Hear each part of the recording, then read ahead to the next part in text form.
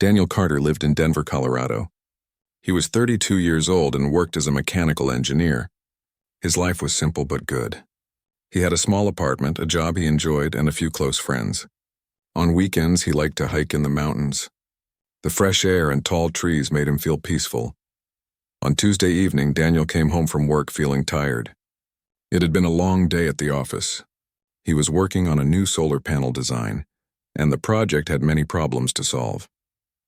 His boss wanted the designs finished by Friday, which meant Daniel had to work extra hours. Daniel made himself dinner. He heated up some leftover pasta and ate it while watching the news on television. The news talked about the usual things: politics, weather, sports.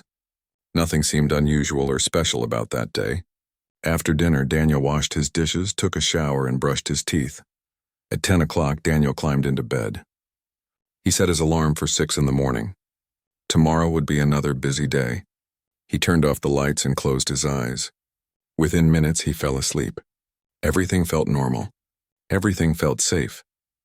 But when Daniel opened his eyes again, nothing was normal anymore. The first thing Daniel noticed was the light. It was not the yellow light from his bedroom lamp or the gray light of morning through his window. This light was blue and purple, and it seemed to move like water on the walls. The walls themselves were strange. They looked smooth like glass but glowed softly from inside. Daniel sat up quickly. His heart started beating fast. He was not in his bed. He was lying on something that felt soft but looked like it was floating in the air. There was no frame underneath it, no legs holding it up. It just floated there, about 3 feet off the floor. The room was huge, much bigger than his entire apartment. The ceiling was so high that Daniel could barely see it in the dim light. Strange symbols glowed on the walls, changing colors slowly from blue to purple to green. The air smelled sweet like flowers, but not any flowers Daniel knew from Earth. Daniel's mind raced. Was he dreaming? Had someone drugged him? Was he in a hospital? None of these ideas made sense. This place did not look like anything from Earth. Then Daniel saw them. There were 5 figures standing around the room, watching him. They were tall, taller than any human Daniel had ever seen. They had to be at least 7 feet tall. Their bodies were thin and graceful, and they moved in ways that seemed too smooth, too flowing. But it was their skin that made Daniel's breath catch in his throat. Their skin glowed. It shifted between colors, mostly purple and blue, like the northern lights Daniel had seen once in Alaska. Their eyes were large and dark, filled with swirling colors like tiny galaxies. They wore clothing that looked like it was made from light itself, flowing and changing. Daniel tried to speak, but his throat was dry. Finally, he managed to say one word: "Where?" One of the beings stepped forward. It spoke, but the sounds were nothing like any language Daniel knew. The voice was musical, like someone singing and speaking at the same time. Daniel could not understand a single word. The being seemed to realize Daniel could not understand. It reached out slowly, holding something small in its long fingers. The object looked like a silver coin, but it glowed softly. The being pointed to Daniel's head, then to the object. Daniel wanted to refuse, to run away, but where would he go? He was in a strange room with beings he did not know. He was not even sure he was on Earth anymore. Slowly, carefully, he nodded. The being stepped closer and gently placed the silver object against Daniel's temple. It felt warm and tingly like tiny electric shocks, but it did not hurt. The object seemed to melt into his skin. Daniel felt something change in his head, like a door opening in his mind. The being stepped back and spoke again.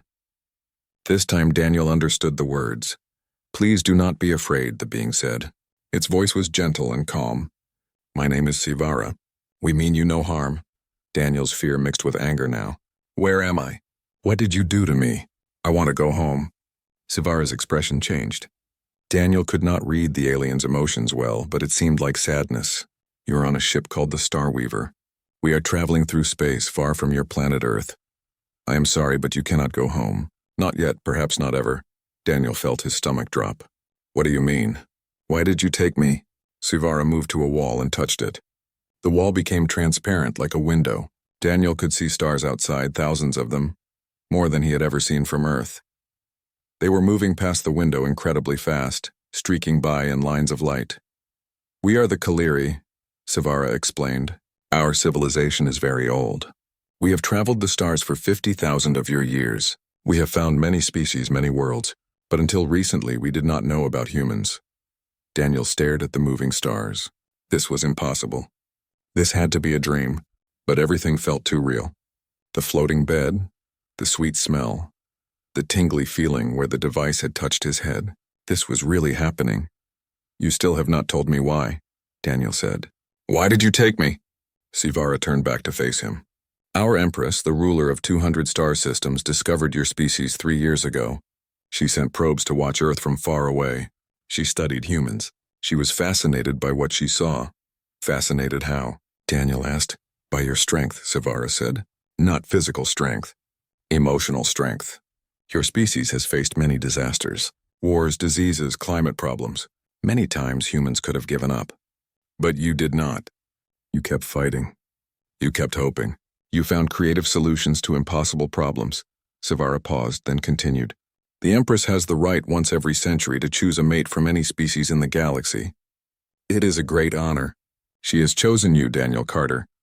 Daniel felt like he had been punched in the stomach. What? That is crazy. You cannot just take people. I have a life. I have a job, friends, a family. You cannot do this. Sivara remained calm. I understand your anger, but you must understand something important. Your Earth is in danger. There are many species in the galaxy. Not all of them are kind. Some would see humans as slaves. Others would see Earth as a planet to take for themselves. Then warn us, Daniel shouted. Tell Earth about the danger. We cannot, Sivara said sadly. Humans are not ready. Your weapons are too primitive. Your governments do not work together. If we made contact now, it would cause panic and chaos. Worse, it would let dangerous species know that Earth exists. Right now, Earth is hidden, protected by our laws. No one can touch it. And what does that have to do with me? Daniel demanded. Sivara's glowing eyes looked directly at Daniel. By choosing you as her consort, the Empress sends a message to the entire galaxy. She says that humans are under her personal protection. No one would dare harm a species connected to the Imperial throne. You were taken to save your world. Daniel sat back down on the floating bed. His head hurt from trying to understand everything. Aliens were real. There was an empire of 200 star systems. Earth was in danger, and he had been chosen to be the mate of an alien empress he had never met. What if I refuse? Daniel asked quietly. Sivara hesitated. Then you would be kept comfortable but alone in a secure place until the Empress chooses someone else. That would take about 100 years. By then, everyone you know on Earth would be dead. The message was clear. Daniel's life on Earth was over no matter what he chose. He could agree to meet this Empress, or he could spend the rest of his life alone in a cage. Those were his only options. Daniel looked at the window showing the streaking stars. Somewhere out there, getting farther away every second, was Earth. His home. His planet. The only place he had ever known. How long until we reach the Empress? Daniel asked. 3 weeks, Sivara answered. During that time, we will teach you about our culture, our language, and what to expect. You will not arrive unprepared. Daniel took a deep breath. He thought about refusing, about demanding they turn the ship around. But what good would that do? These beings had technology far beyond anything on Earth. They could travel between stars. They had empires spanning hundreds of worlds. Fighting them was pointless. Maybe, just maybe, if he agreed to go along with this, he could find a way to help Earth. If he became important to this Empress, maybe he could convince her to protect his planet better. Maybe he could be the voice for humanity in this vast galaxy. Or maybe he was just trying to make himself feel better about having no choice. Okay, Daniel said finally. I will meet her. But I am not promising anything else, Sivara bowed slightly. That is all we ask for now. Come, let me show you to your quarters. You will be comfortable here, I promise. And tomorrow, your education begins. Daniel followed Sivara out of the medical room and into a long hallway. The walls glowed softly, lighting their way. Other Kaliri passed them, all tall and graceful, all stopping to stare at the human walking among them. Daniel felt like an animal in a zoo. His quarters were actually quite nice. The room was large with a real bed, a bathroom, and even a desk with some kind of computer. The window showed the stars rushing past. Sivara showed him how to use the various alien devices, then left him alone. Daniel sat on the bed and put his head in his hands. Yesterday morning, his biggest worry had been finishing the solar panel designs. Now he was on an alien spaceship, traveling faster than light, heading toward an Empress who wanted him as her mate. The next morning, Daniel woke up feeling confused. For a moment, he thought he was back in his apartment. Then he saw the glowing walls and the window showing streaking stars, and reality crashed down on him. This was not a dream. He was really on an alien spaceship. Someone knocked on his door. Daniel called out, and Sivara entered carrying what looked like a tray of food. The meal was strange. There were purple fruits that smelled like cinnamon, some kind of bread that was bright blue, and a drink that changed colors when Daniel picked it up. "It is safe for humans to eat," Sivara assured him. "We studied your biology carefully. This food contains all the nutrients you need." Daniel was hungry, so he tried the food. Surprisingly, it tasted good. The purple fruit was sweet and tangy. The blue bread was warm and soft. The color-changing drink tasted like orange juice mixed with something he could not identify. After breakfast, Sivara told Daniel it was time to begin his education. They left his quarters and walked through the ship. The Starweaver was enormous. Hallways stretched in every direction, filled with Kaliri crew members going about their duties. Everyone stared at Daniel as he passed. Sivara brought Daniel to a room filled with comfortable chairs and large screens on the walls. "This is where you will learn," Sivara explained. "We have 3 weeks before we reach Etherian, the capital world. In that time you must learn our language, our customs, and the history of the Empire." Daniel sat down in one of the chairs. It adjusted itself to fit his body perfectly. The screens came to life, showing images and text in a language he could not read. But then something strange happened. Information began flowing into his mind. It was the device Sivara had placed on his temple yesterday.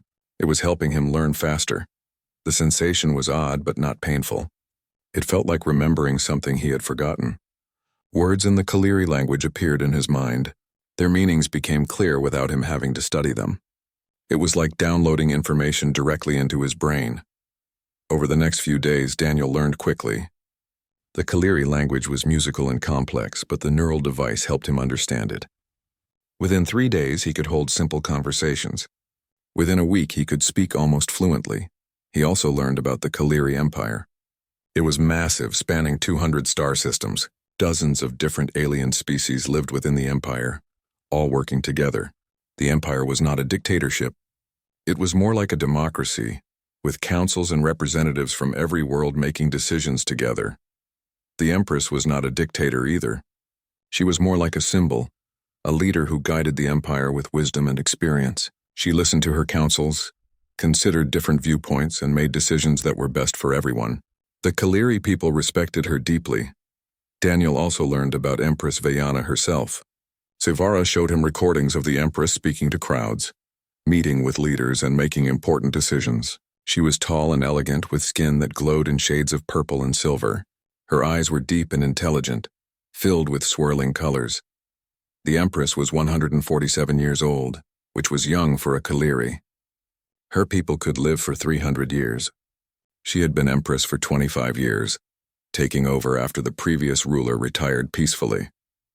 During her reign, she had brought 7 new species into the Empire and helped solve countless problems. But as Daniel watched the recordings, he noticed something. Despite being surrounded by millions of subjects and hundreds of advisors, the Empress looked lonely. There was something in her eyes that suggested she carried a heavy burden. The weight of ruling so many worlds, caring for so many lives, seemed to isolate her. One evening, Daniel asked Sivara a question that had been bothering him. Why did she choose a human? Why not someone from her own species or one of the other species in the Empire? Sivara thought for a moment before answering. Because humans are different. Most species we have met followed similar paths. They solved their problems slowly and carefully. They developed space travel after achieving peace on their home worlds. They matured gradually over thousands of years, Sivara continued. But humans? You are different. Your species has faced extinction many times. Wars, diseases, climate disasters. Each time you should have given up. Each time the logical thing would have been to accept defeat. But humans do not accept defeat. You find creative solutions. You take crazy risks. You keep hoping even when hope seems impossible. The Empress finds this fascinating, Sivara explained. The Kaliri are ancient and wise, but we have become cautious. We calculate every risk. We plan everything carefully. We have lost something humans still have. The courage to try impossible things. Daniel understood then. He was not chosen because he was special as an individual. He was chosen because he represented humanity's spirit. The Empress wanted that spirit, that stubborn refusal to give up, to be part of her empire. As the days passed, Daniel made friends among the crew. There was Lieutenant Kessa, a military officer from a species called the Torvan. Kessa looked like a large wolf that walked on two legs, with fur that sparkled like crystals. She was tough and serious during training, but she had a good sense of humor during breaks. Kessa taught Daniel some basic combat moves used by Imperial guards.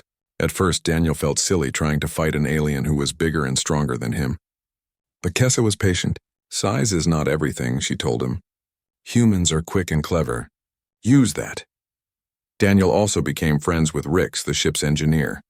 Rix was small, only about 3 feet tall, with 6 arms and big, curious eyes. Rix reminded Daniel of an octopus, but friendlier. Rix maintained all the ship's systems and loved talking about engineering. When Rix learned that Daniel was an engineer on Earth, the little alien became very excited. They spent hours comparing human and Kaliri technology. Rix was amazed by how humans built complex machines with limited resources. "You humans are brilliant," Rix said one day while they were working on a repair together. "We Kaliri have had advanced technology for thousands of years. If something breaks, we just replace it with something new. But you humans, you fix things.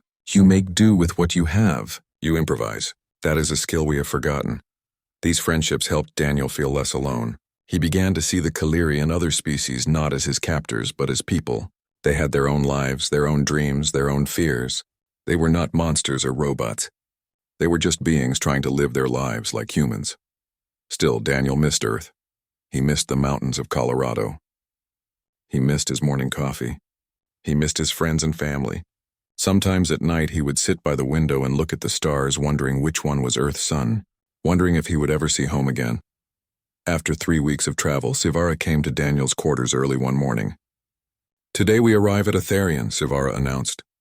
"Come to the observation deck. You need to see this." Daniel followed Sivara through the ship's corridors to a large room with windows covering an entire wall. Many crew members were already there, looking out at the view. When Daniel saw what they were looking at, he stopped breathing for a moment. Aetherion was beautiful. The planet was covered in green forests and blue oceans, just like Earth. But rising from those forests were cities made of crystal towers that reached toward the sky. The towers caught the sunlight and split it into rainbows. Around the planet, huge rings floated in orbit, filled with millions of homes and businesses. 3 moons hung in the sky, and all 3 had been changed to support life. Daniel could see cities on them too, glowing in the darkness. The space around Aetherion was filled with ships. Thousands of them, maybe millions, moving between the planet, the moons, and the orbital rings. "This is the heart of the Empire," Sivara said softly. "This is home to 5 billion souls from 100 different worlds.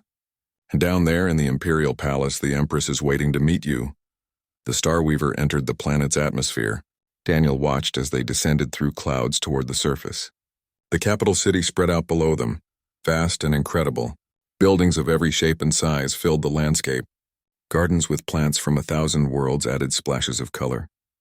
Rivers and waterfalls flowed through the city, making it feel alive. At the center of it all stood the Imperial Palace. It was enormous, covering several square miles. The palace seemed to be built from light itself, with towers and bridges that glowed and flowed like water. Gardens covered the palace walls, with waterfalls cascading down the sides. It was the most beautiful building Daniel had ever seen. The ship landed on a platform near the palace. Sivara turned to Daniel with a serious expression. "Tomorrow you will meet the Empress face to face. Everything you have learned, everything we have taught you, will be put to use. But let me give you one final piece of advice." "What is it?" Daniel asked. "Be yourself," Sivara said. "The Empress chose you because of who you are, not who others want you to be. Do not try to act like a Kaliri or pretend to be something you are not. Your humanity is what makes you valuable." Daniel nodded, though his stomach felt tight with nervousness. That night, in his new quarters in a building near the palace, he could not sleep. His mind raced with questions. What would the Empress be like in... The Imperial Palace was even more impressive inside than outside. Sivara led Daniel through corridors that seemed to stretch forever. The walls glowed with soft light that changed colors as they walked. The floors were smooth and warm under Daniel's feet. Everywhere he looked, he saw beauty and elegance. They passed other people in the hallways, Kaliri officials in formal robes, guards in armor that looked like it was made from liquid metal, servants carrying trays or cleaning devices. All of them stopped to stare at Daniel. The human, the chosen one, the outsider. Daniel heard whispers as he passed. Some people spoke in languages his translator did not know. Others spoke in Kaliri and he understood them perfectly. Most were just curious. Some sounded angry or disapproving. Everyone had an opinion about him even though they had never met him. Finally, after what felt like miles of walking, they reached a set of tall doors. The doors were made of something that looked like silver water, flowing and shimmering but solid to the touch. 2 guards stood on either side watching Daniel with unreadable expressions. Sivara stopped and turned to Daniel. Beyond these doors is the Empress's private audience chamber. This is not the grand throne room where she meets with councils and foreign leaders. This is her personal space where she can speak freely without ceremony. Daniel nodded, trying to calm his racing heart. Remember, Sivara said softly, be yourself. That is all she asks. The doors opened silently. Sivara bowed and gestured for Daniel to enter. Daniel took a deep breath and stepped through the doorway. Behind him, the doors closed, leaving him alone. The room was not what Daniel expected. He had imagined a throne, guards, formality. Instead, the chamber was circular and comfortable like a living room. The walls showed slowly moving images of stars and galaxies. Soft furniture was arranged around a central area, with a holographic display. Everything felt designed for conversation, not ceremony. At the far end of the room, standing by a window that showed the city below, was Empress Vayana. She was taller than Daniel, at least 7 feet. Her skin glowed with soft purple and silver light that shifted like the surface of water. Her hair moved like liquid light, flowing around her head as if gravity did not affect it. She wore robes that seemed made from starlight itself, constantly changing and flowing. But it was her eyes that caught Daniel's attention. They were deep purple with swirls of gold, and they held an intelligence that felt ancient. When she turned to look at him, Daniel felt like those eyes could see right through him, reading every thought and feeling. For a long moment, they just looked at each other. Daniel did not bow or kneel. Sivara had told him to be himself, so he did what felt natural. He walked forward and extended his hand in the traditional human greeting. The Empress looked at his outstretched hand with what seemed like amusement. Then she stepped forward and grasped it. Her skin was warm and carried a faint electrical tingle, like touching a battery. Her grip was firm but gentle. "You are angry with me," the Empress said. Her voice was melodious but carried authority. "This is good. It means you have not broken." Daniel was surprised by her directness. "Yes, I'm angry. You took me from my home without asking. You have ended my life as I knew it." The Empress nodded. "I know, and I am sorry for the pain this has caused you. But I am not sorry for doing it. Please sit. We have much to discuss." She gestured to the comfortable furniture. Daniel sat, and the Empress sat across from him. Not on a throne, not high above him, but at the same level, like equals having a conversation. "Tell me about your life on Earth," the Empress said. "I have watched recordings and read reports, but I want to hear it from you. What did you do? What made you happy?" Daniel hesitated, then began to talk. He told her about his work as an engineer, designing solar panels to help fight climate change. He talked about hiking in the mountains, about the peace he felt in nature. He mentioned his friends, his family, his small apartment with the view of the Rockies. The Empress listened carefully, asking questions. She seemed genuinely interested in every detail. She wanted to know about human food, human music, human customs. She asked about Earth's problems, too. Poverty, war, environmental damage. "Your species faces so many challenges," the Empress said. "Yet you keep fighting. You keep trying to make things better. This is what fascinates me about humans." "If you find us so fascinating, why not help us?" Daniel asked. "Your technology could solve all our problems. You could give us clean energy, cure our diseases, end hunger. Why just watch?" The Empress's expression grew sad, "Because that would destroy you. Every species must grow at its own pace. If we gave you advanced technology now, before you were ready, it would create chaos. Your governments would fight over it. Some would use it as weapons. Others would become dependent on us, never learning to solve problems yourselves." She continued, "Humanity must earn its place among the stars. You must solve your own problems, make your own mistakes, learn your own lessons. Only then will you be truly ready to join the galactic community. Our job is to protect you while you grow, not to do the growing for you. Daniel considered this. It made sense, even though he did not like it. So where do I fit into this? Why take me? The Empress leaned forward slightly. I will be honest with you, Daniel Carter. I chose you for 2 reasons. One is political. By selecting a human as my consort, I send a message to every civilization in the galaxy. Humanity is under my personal protection. No one will dare threaten Earth while a human stands beside the Imperial throne. And the second reason? Daniel asked. The Empress was quiet for a moment. When she spoke again, her voice was softer. Loneliness.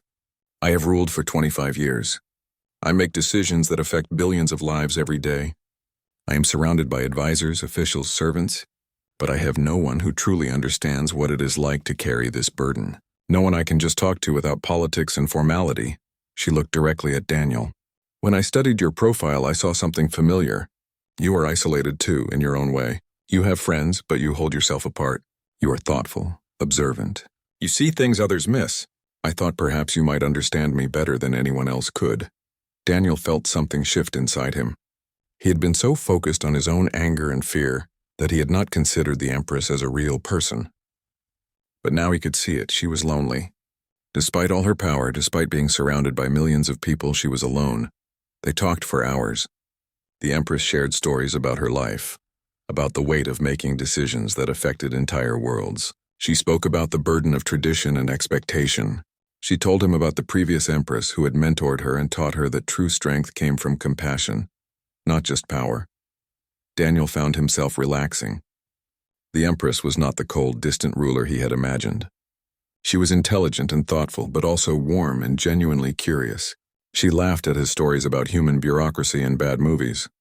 She asked questions about everything from human art to human ways of showing affection. But Daniel had not forgotten his situation. Finally, he asked the question that had been bothering him most. You said I was selected to be your consort. What does that actually mean? What would be expected of me? The Empress considered her words carefully. A consort is a partner, not a servant. You would stand beside me at official events. You would advise me when I face difficult decisions. You would represent both humanity and the Empire to the galaxy. But most importantly, you would be someone I can trust completely. Someone who knows me not as Empress but as Vayana. And if I refuse? Daniel asked quietly. The Empress did not look away.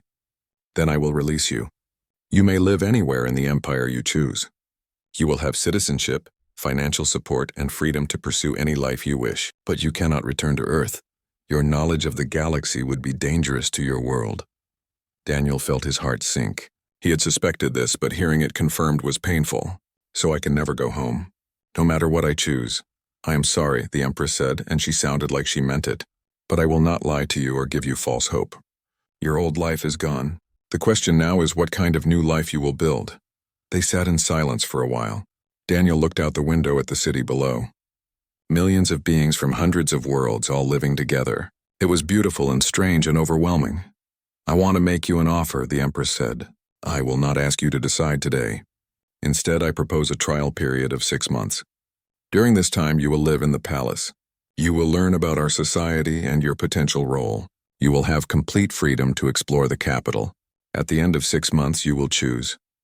Accept the role of consort, or leave to make your own life elsewhere in the Empire. Daniel looked at her in surprise. You would wait 6 months? Just let me live here and decide? Yes, the Empress said. I will not force this. If you choose to stay, I want it to be because you truly want to, not because you had no other choice. 6 months should give you enough time to understand what this life would be like. Daniel thought about the offer. It was more than he expected. He could see the calculation behind it. The Empress was betting that given time and freedom he would choose to stay. But she was also showing respect for. The first month passed quickly. Daniel fell into a routine that felt almost normal, though nothing about his situation was actually normal. His quarters in the palace were more luxurious than any place he had ever lived. He had a bedroom, a living area, a workshop where he could tinker with engineering projects, and a balcony with a view of the gardens and city below. Every morning, Daniel explored a different part of the palace or the capital city. The palace was like a small city itself, with gardens containing plants from 1,000 worlds, museums full of ancient artifacts, and training facilities where guards practiced combat.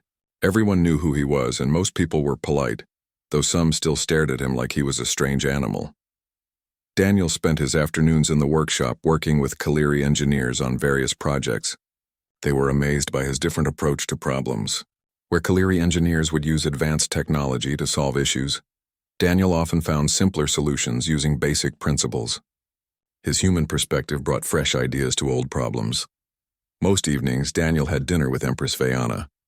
These dinners were not formal events with servants and officials.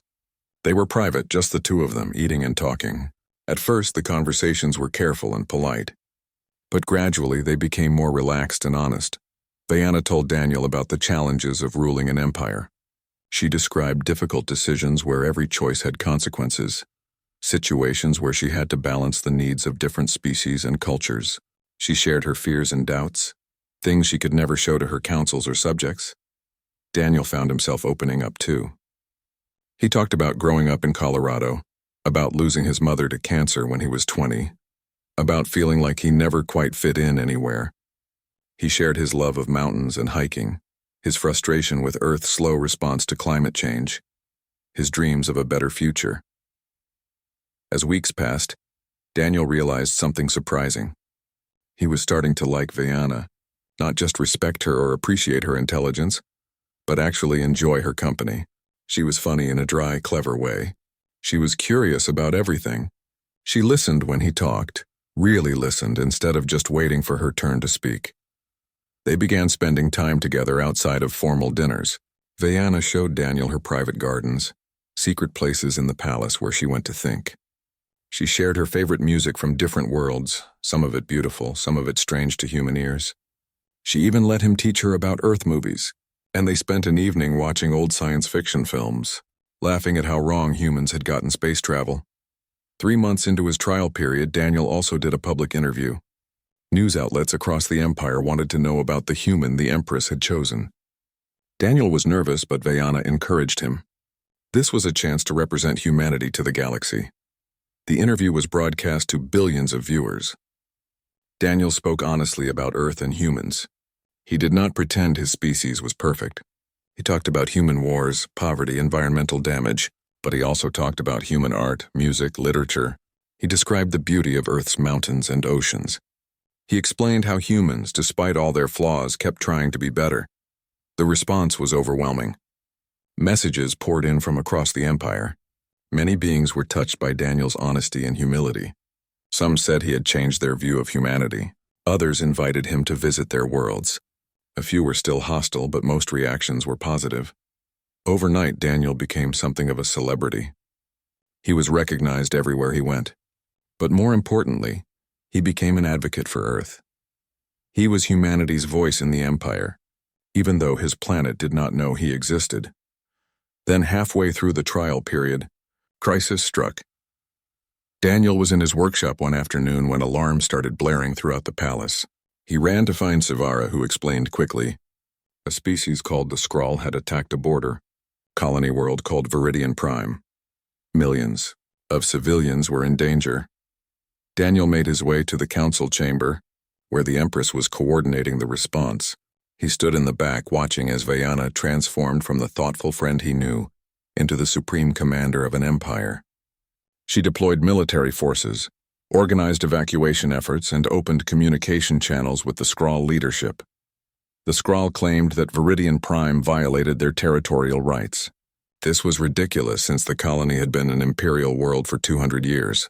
But the Skrull fleet refused to withdraw, and fighting had already begun in the system. For 3 days, the crisis continued. Imperial forces engaged the Skrull ships, but the battles were brutal. Casualties mounted on both sides. The council debated whether to launch a full counterattack into Skrull space, which could trigger a major war. Daniel watched Vayana work without sleep, making decision after decision.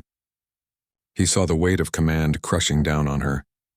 Every death report that came in was a person she had failed to protect. The burden was terrible to witness. On the third night, Daniel found Vayana alone on a palace balcony. She was staring at the stars, her expression exhausted and sad. Daniel approached quietly and stood beside her. For a long time, neither of them spoke. Finally, Daniel said, "On Earth we have a saying. Sometimes the hardest battles are not won with strength but with wisdom." Vayana looked at him. "What do you mean?" "The Skrull attacked because they want you to overreact," Daniel explained. "If you invade their space, it justifies their aggression to their own people. It makes you look like the bad guy. What if you did something they do not expect instead?" "Like what?" Vayana asked. Daniel thought for a moment. "Challenge them publicly. Offer to settle the dispute through debate, not warfare. Make them prove their territorial claims in front of the whole galaxy, with neutral judges. If their claims are false, everyone will see it. They would look foolish instead of brave." Vayana considered this. The idea was risky but clever. It would put the Skrull in a difficult position. Refusing the challenge would make them look weak. Accepting it would expose their lies. The next morning, Vayana presented Daniel's idea to the council.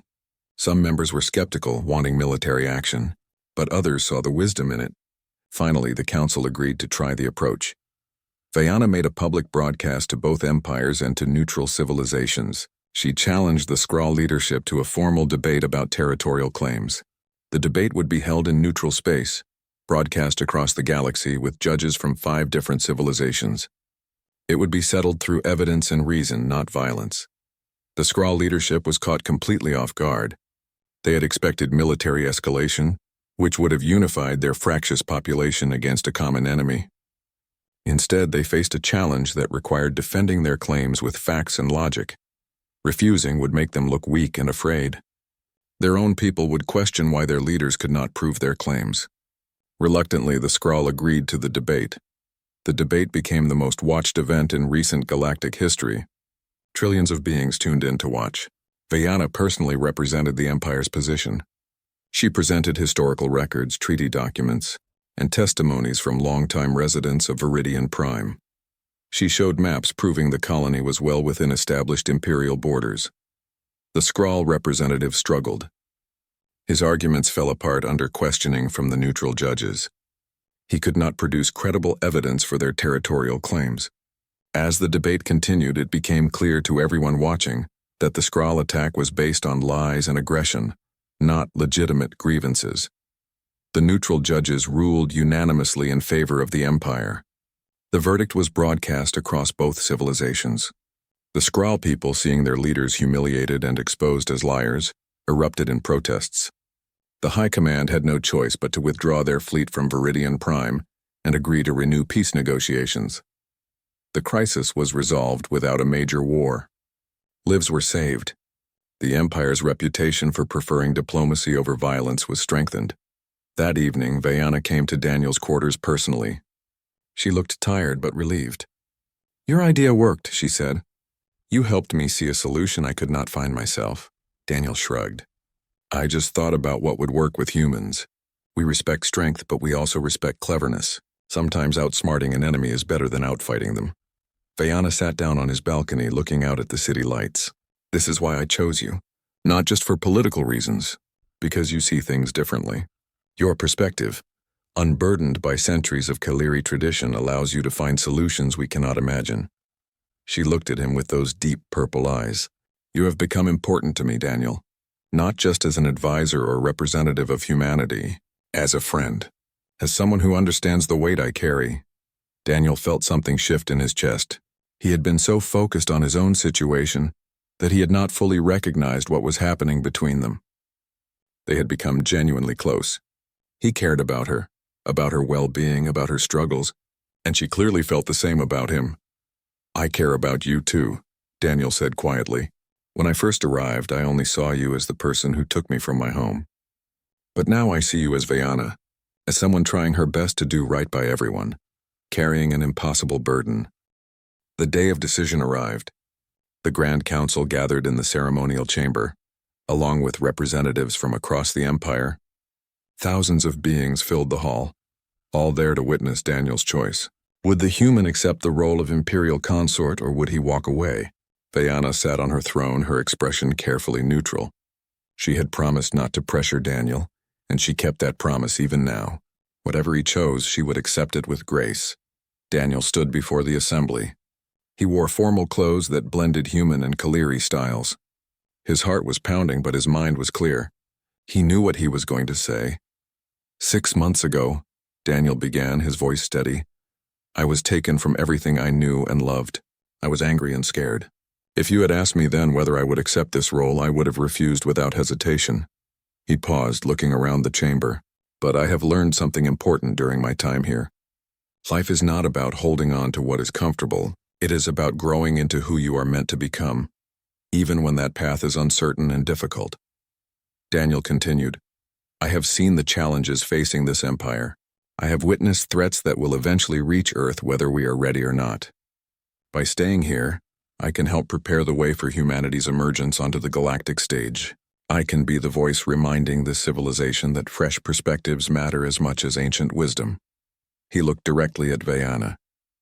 Most importantly, I have met someone who carries the weight of billions on her shoulders and does so with grace and genuine care.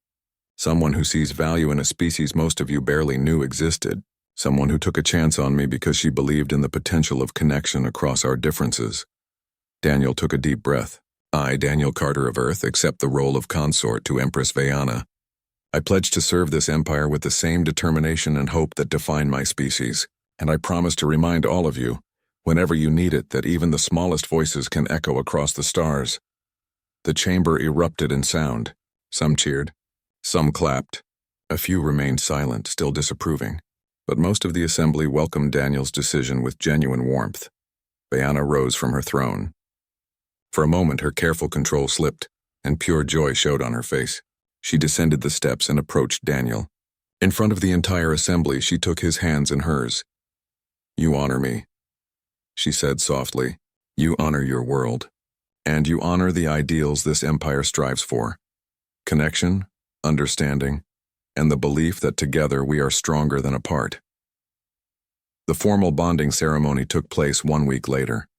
It was a grand event broadcast across the entire empire. Representatives from hundreds of worlds attended. The ceremony blended Kaliri traditions with elements from human culture that Daniel requested.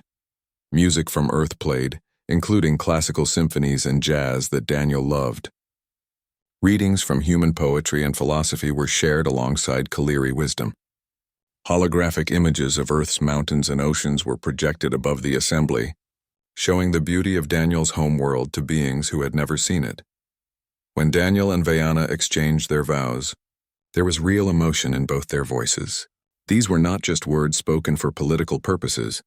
They were promises made between two people who had found something unexpected, genuine connection across impossible distance. The celebration lasted for days. Daniel met beings from dozens of species, all curious about the human who had won the Empress's heart. He answered endless questions about Earth, about humanity, about his journey, and slowly he began to understand his new role. He was a bridge, a symbol, a reminder that differences could be strengths rather than barriers. Life after the ceremony settled into a new rhythm. Daniel and Vayana worked together on matters of state. He attended council meetings offering his perspective on various issues. His human viewpoint often revealed solutions that others missed.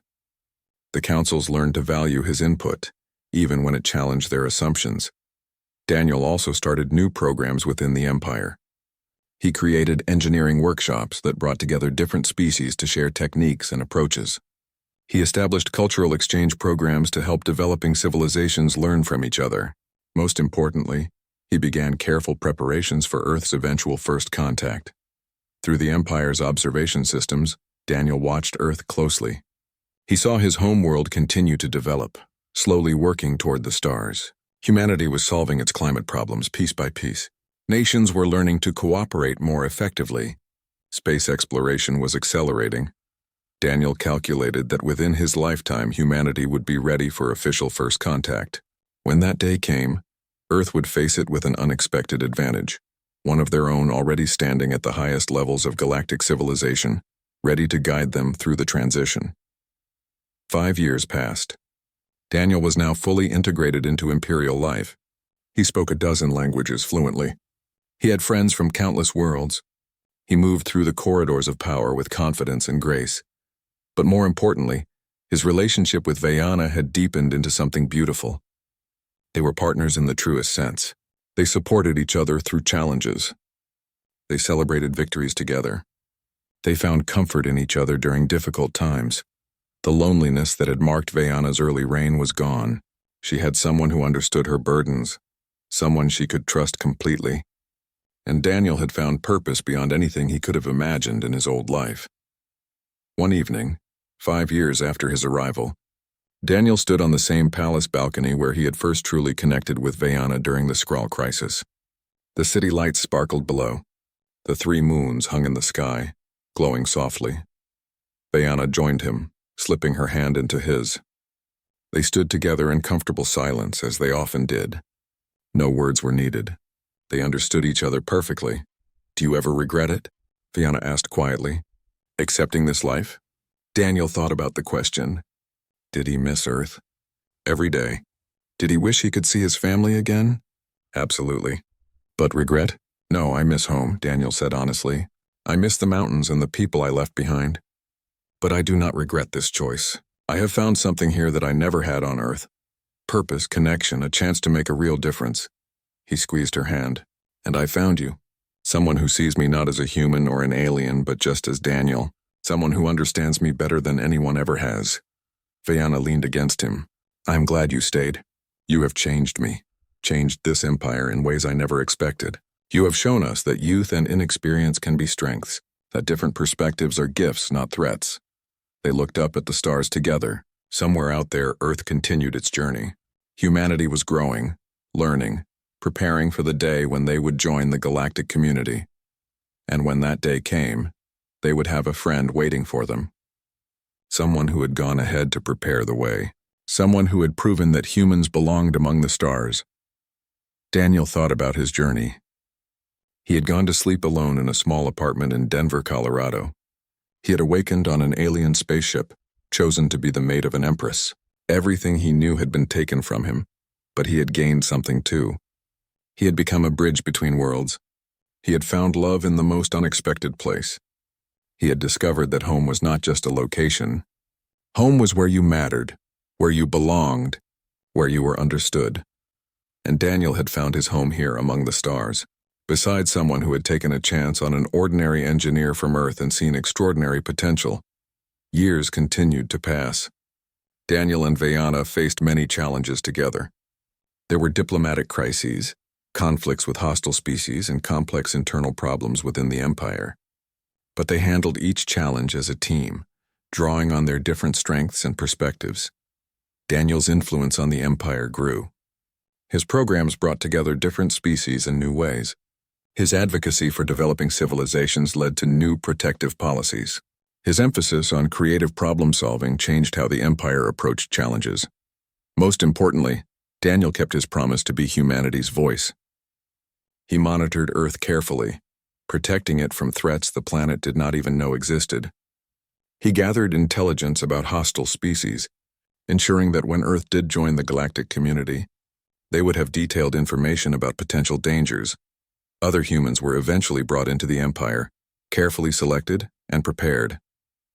Daniel helped them adjust, sharing his experience and wisdom. A small but growing human community developed on Etherian and other worlds. They became ambassadors of sorts, showing the galaxy what humanity had to offer. 20 years after Daniel's arrival, Earth launched its first faster-than-light ship. It was primitive by galactic standards, barely faster than light at all. But it was a milestone. Humanity was reaching out to the stars. Daniel watched the launch with tears in his eyes. His world was growing up. Soon, very soon, the time would come for official first contact, and he would be there to help make it happen, to ensure that humanity's introduction to the galaxy went smoothly.